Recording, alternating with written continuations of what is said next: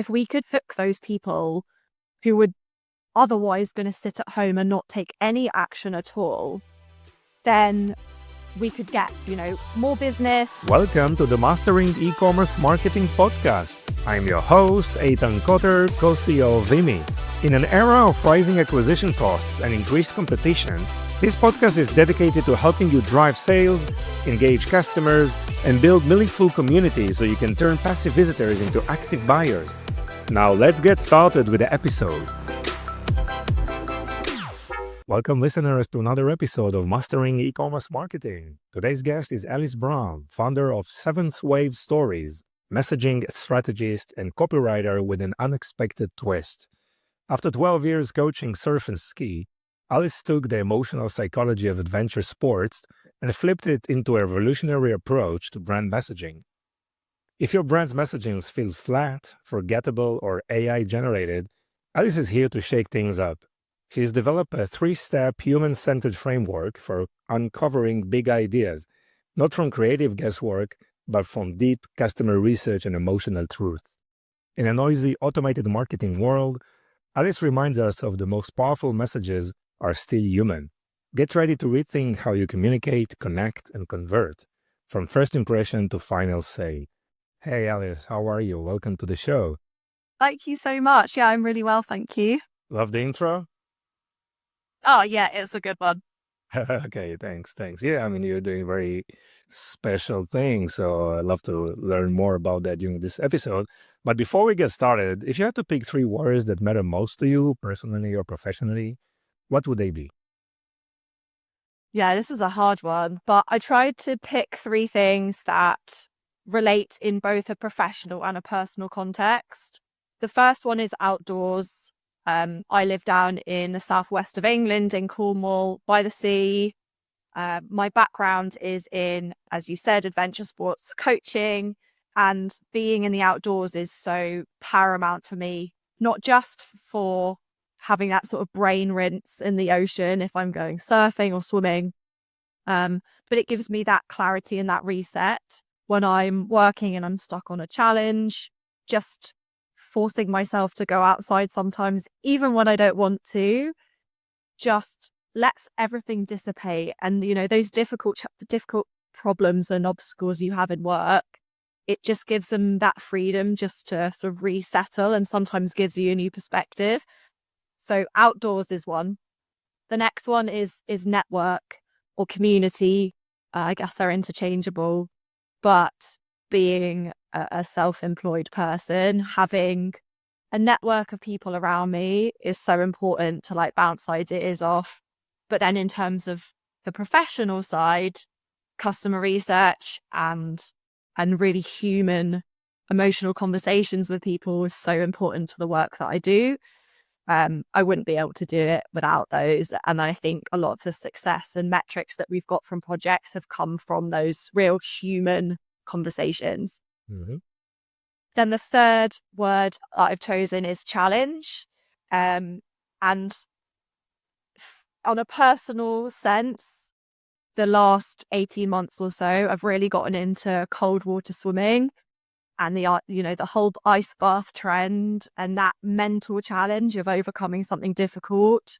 I think it's an Andrew Huberman podcast. He was talking about how putting yourself in uncomfortable situations can help you sort of overcome things in other areas of your life.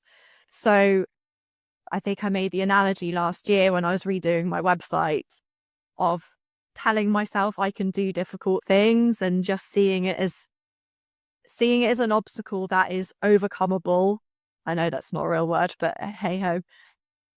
Seeing that challenge as just an opportunity for growth. Challenge was the third one that I wanted to go for, that I thought would fit both on that professional and personal level. Yeah.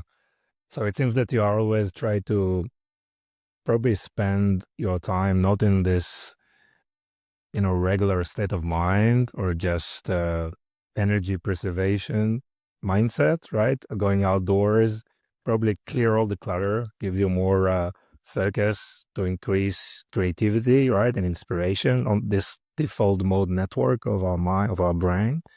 And that challenge is also the way to learn something new, right? So the mind awakens in the new, right? So it gives you, there's no imposter syndromes here, I feel. So yeah, challenges, obviously on the professional life, on the personal life is a great way. And it is something we learn, right? Just to challenge ourselves, right? It's a practice. It's like a muscle and gives us a lot of, opportunities for growth, which is eventually what we all want, right? And you mentioned your background in coaching ski and surfing. How this, that background led you to marketing and strategy around copywriting and messaging. Hmm. Yeah, so I was about 15 when I had to choose a work experience job for a week. And my peers would go to, pharmacy or, an architect's firm. And, some of them were stacking shelves. And from a young age, as a family, we'd spent a lot of time by the sea. And I was obsessed with being in the water. Through various, struggles at school, as you do, being by the sea was my little safe space. So as soon as I got the opportunity to try a job, what I wanted to do was spend it in the sea. So I went and worked at a surf school for a week and I was hooked. I ended up surf coaching for about 12 years. And then in the summers here in the UK, and then in the winters, we'd go to Japan and Germany a few years as well. And my job was helping people overcome obstacles and hesitations that they had. Fears, some of them were quite real physical fears of injuring themselves or getting water up their nose. But then there was the emotional obstacles and hesitations as well. Maybe it was a bad experience they'd had in the ocean before. Maybe it was a lack of confidence. Maybe it was being intimidated by other people who'd had lessons before them and they hadn't, and they felt they didn't want to embarrass themselves. And yes, some of those obstacles and hesitations were irrational, but it was my job to address them, make them feel comfortable and confident doing something new, getting out of their comfort zone. And I saw after they'd finish a surf lesson or they'd book in for a full week of coaching, the transformation that they experienced and sort of the relief and self-belief that came with it. And that is what I was addicted to, helping people do something that they never thought was possible. And so, working in outdoor activity centres, it's a very short season, especially here in the UK. It's pretty cold in the winter. We don't get a lot of people coming down to surf unless you are, you live down here and you've got a really good wetsuit. We were finding that, that gap in the winter was really long. You ended up having to work in a cafe or something just to fill in the time, just waiting for that next season to come. So I thought, okay, how can I be more useful for these business owners? How can I give myself more work and extend my own season so I don't have to rely on the crappy job in the winter? So I started writing blogs about the things that I had conversations with the customers, either before they turned up for a lesson. Maybe I was sending them a few emails back and forth, trying to put them at ease of this new experience. Or it was a challenge they had actually in the lesson itself, and something that came out once we'd only got in the water or we'd only started trying to catch bigger waves. I started to write articles and blogs that would address those fears and hesitations. And it got really good response. We got, quite a lot of extra traffic through. I think I read every single Neil Patel blog that existed at the time.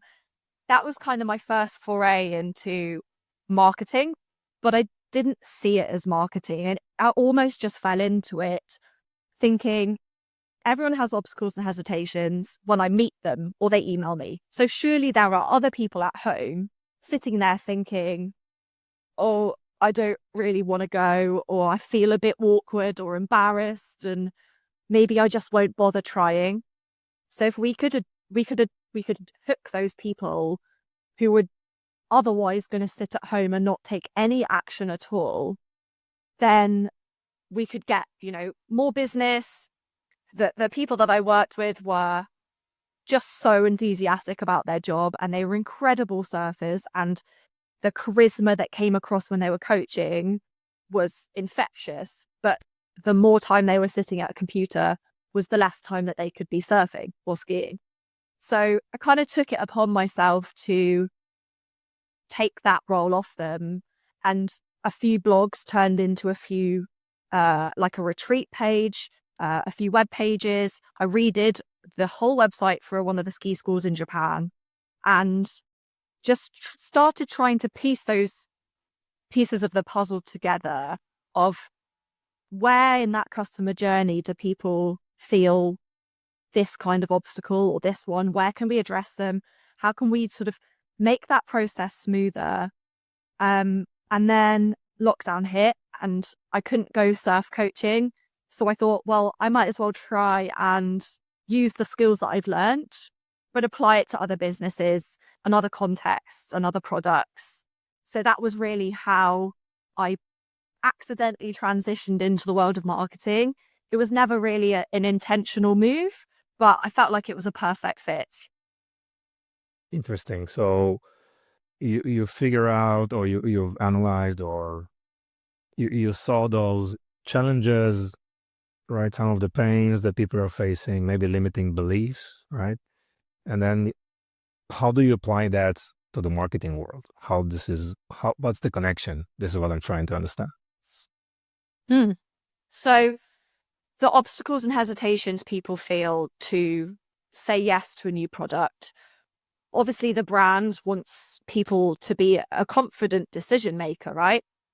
So by having conversations with real people in the surf school, it was talking to them face to face. But what I do now, it's interviewing people, looking through survey results, maybe mining Reddit or Facebook groups, and trying to find those emotional barriers that people experience, somewhat mapping that through the customer journey, depending on whether they are just, signing up for an email list or they're actually committing to a subscription. Where do those obstacles and hesitations show up? How can we address that? And how can we form it into sort of a strategy that will, create those confident decision makers? And to be honest, sometimes that confident decision is, no, I don't trust you, but it removes the possibility of having a sort of a tentative buyer who's maybe looking for loopholes. Instead, you just put that person off because they know it's not a good choice. And then actually the customer base that you have is confident that you're going to deliver, or that, they want you to succeed. Yeah. Well, love it. So you also talk a lot about the big idea, right? So what do you mean by the big ideas and why does it matter? Yeah, so big idea is essentially a concept or a truth or an insight that comes from your customers that they can relate to. For me, it's always on an emotional level, something that's memorable, something that's different from everything else in your marketplace that helps you stand out. And I use it as a hook for customers to sort of reel in those customers that they can align with. And it might be it might be a limiting belief. It might be sort of a desire or a sort of dream future that they might have, but it's used as that hook that can be used on multiple touch points. And what I like to do in the larger project is use that as a running thread through each of those moments of interaction with a customer to tie it all together. It helps build that almost psychological momentum as people move through the journey. And I, in hindsight, have developed a 3-stage. You can think of it like a checklist to ensure that the big idea that you're coming up with is going to resonate with people. It's different. It helps define the relationship that you have with your customers. And from that, it makes all those decisions that you have to make about marketing so much easier. Yeah. So human-centered is obviously, and you mentioned that, right? It's more on the emotional level, right? But we all know that at some point of time, you need to tell exactly what you do, why you're so unique, what's differentiate you. And these can be obviously, things that are related to the founder's story, to whatever differentiating, statements that are very unique to that specific brand, but also around product and product differentiations. How do you balance between, those facts about products and the human-centered approach with these more focused around feelings and emotions? Mm-hmm. Yeah, so for me, that big idea is always going to come from the customer. And every project that I do, no matter whether it's just a set of ads or an entire campaign and funnel, is to talk to customers. And I'll gather quantitative data through customer surveys, quality data through interviews, to understand what intrinsically motivates someone to do the thing they do with your product, not to use your product specifically, but what do they do with that product? So, for example, I have been working recently with a free diving company. And so what I want to understand is not what intrinsically motivates someone to buy a mask and snorkel, but what intrinsically motivates someone to go free diving, and what does it allow them to do, or what does it allow them to get rid of? Either they're moving away from a pain or a frustration, and free diving is the resolution for that, or you're helping them move towards imagined future state that's desirable for that specific audience. Yes. So it's always coming down to the internal emotional driver. So as you asked, that sort of how do you balance the human side with sort of the product details and things like that? The connecting tissue between all of those touch points is the big idea. It is the emotion. It is that one truth or insight from the customer that you can pull out in, headings, subject lines. It always resurfaces again and again. And if it's a strong enough big idea, it can be buoyant through each of those touch points, no matter what stage of awareness they're in. But then the product details come in underneath.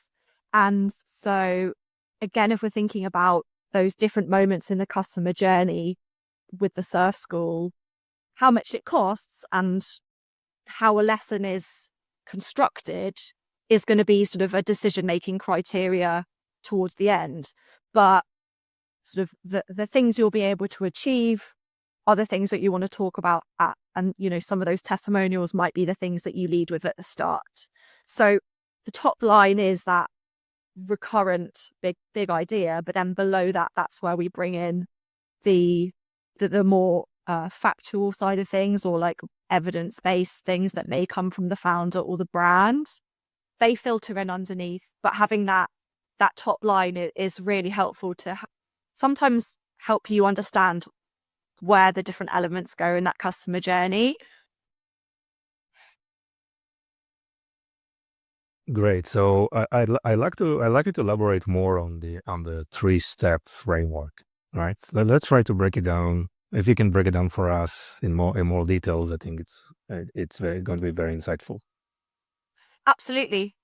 So I would think of it as more of a checklist than a framework. And it all comes down to these customer interviews and understanding everything from their perspective. So the first is obstacles and hesitations. What is stopping your customer from achieving the thing that they want to achieve, or moving away from this frustration that they have? And asking customers what, alternative solutions they've tried, asking them what alternative solutions they are looking at alongside you. What do they like and what do they dislike about those options? Having it come from their mouth and using the language verbatim of what they said can really draw out some interesting terminology and nuances of language that you're not gonna get if you ask ChatGPT what your ICP is worried about. Like the very specific category word bank, right? Which is so important to use, right, in your messaging. Absolutely. And you'll get these really strange analogies that you never would have thought of come out. You understand how they got their bruises and what keeps them up at night and what's stopping them from getting to that place. And keep asking what the importance of, the frustration is. How does that manifest in your life? And going those extra layers deeper to understand what they've struggled with is a really great way of pulling out such language that will help spark a big idea. The second thing, which we've already mentioned, is intrinsic motivation. What internally is driving them to achieve something, and thinking about the psychology of that can then influence your marketing. There's a psychological phenomena called construal level theory. And essentially what this is when you explain an idea or concept to someone and you explain how it looks in their real life, whether that's like a busy parent that's rushing around and they're just like grabbing a piece of toast from the kitchen and they're getting into their 5-seater where there's crisps all over the floor. You can imagine that in your head, right? You can imagine them, they've got all the school bags tucked in under their arms and they're a bit stressed and car's a horrible mess. The Koter is already is piping right in your belly. That's just thinking about it. So that creating that image in someone's head, they are more connected to it, but that experience is psychologically closer to them. So if you're creating an image of what a future might look like for that parent, rather than just saying, stress-free mornings and, plenty of time to drive the kids around, we're starting to generalize. There's not much specificity, and adding in those real textual details, which you can get from your customers when you ask them these questions of what their life looks like, what they want their life to look like, makes people feel psychologically closer to the thing that you're selling, and that future feels psychologically closer to them and more possible. It's more accessible. The third thing that we can look at on the checklist is the worldview. So how do your customers relate to you? Do they and how do they want to see themselves in the world? So really there's just like a duality here. Do they want to be part of like a community? Do they want to see your brand as a supportive role? Or are they that performance-driven person that wants those 1% gains? They want to be better than everyone else. Could be in a gym context. It could be at work. Mm-hmm. Do they see themselves as someone who wants to be everyone else or be alongside everyone else? And I think picking one or the other really helps instate that worldview that can add so much richness to your big idea and helps your customers see themselves in the world as they want to be seen. And if you show your customers that you're helping them be that individual and hold that role in the world, people will get so behind you. They really get behind you. So yeah, think about whether your customer wants to be, that they're craving that community and that closeness with other people, and they want to see that other people have succeeded before, or are they trying to stand head and shoulders? And again, talking to your customers will help reveal that as the third sort of point on the checklist to create a really, really strong big idea. Wow, nice. And that big idea, usually when you talk to brands and companies, did they already figure this out, or it needs to be explored and investigated? I mean, there's the old view of sort of what the madmen did, and they drink half a bottle of whiskey and they lie on the sofa and they wait for divine inspiration to spark. A moment that, yeah. Yes. Those being in the outdoors, that's why I picked it, because occasionally they happen, but it's not the most reliable way of finding a big idea that's going to resonate with people. You have the risk of coming up with a big idea that is, okay, it's powerful and you can use it in every touch point, but is it going to resonate with people? And so the process of interviews is so important because it's reliable. You know that there are people out there that feel this thing that they have told you. I think that's, it's so valuable. So I think in terms of, sometimes you could come up with a big idea without asking your customers and then validate it with your customers. Okay, there's some merit to that, but I don't think it's as reliable a process as actually having those deep conversations with customers. What I would recommend is if you can contact your customers a short space of time after they've purchased or signed up or joined your email list, depending on what action you want them to take, and this big idea is going to create for your business, the closer to that moment of decision you can get, the more real and vivid the output will be, because it's very close to them. They'll be able to recall those sort of click triggers. They'll be able to recall that moment of frustration or relief or confusion, potentially. Mm-hmm. And the closer you can get, the more detail and texture you'll get in their responses. There have been scenarios I've worked with clients where that's been difficult, and we've only actually got responses from people who bought 6 months ago, 9 months ago. Their responses are still useful, but the further you go away from that decision-making moment, they start to sometimes assume things. If they can't remember, they might be more generalized. Well, I think this is how it went. I can't remember what order I saw those different touch points. I think I was looking at this brand, or I can't remember the name of the last person that I used for this solution. Without that specificity, it's harder to get those big ideas. So actually, if you can get really close to that decision-making moment, it will help a lot more in getting that nuanced language from people. So then it should be easier to glean that big idea from the transcripts of those interviews that you've had.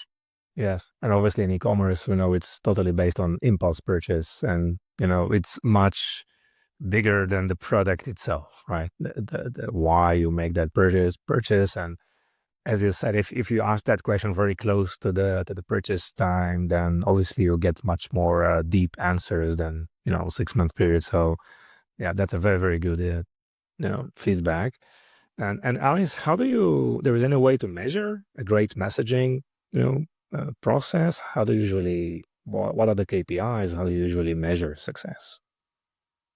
So the projects that I've worked on quite recently, it's been an ads campaign, it's been email sequences, welcome sequences, also product detail pages. So when they are smaller projects, it's easier to have that specific KPI because you don't have all of those different variables. Say you were creating an entirely new funnel, but it all comes down to consistency. There's obviously going to be other influences that might change or influence the outcomes and the measurable results, other things going on in the market.